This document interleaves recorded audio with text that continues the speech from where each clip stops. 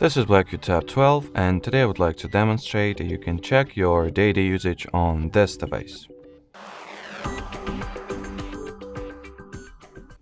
So firstly, you will need to launch Settings, then find and enter the SIM cards and traffic management category.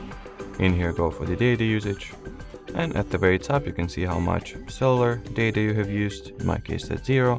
And if you will have any data usage here, you can also open the usage of mobile data section, which will provide you with more detailed information on how much cellular data you have used and which app used the most.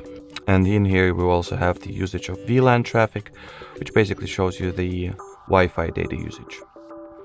Alrighty, so that will be it for this video. Thanks for watching, and bye bye.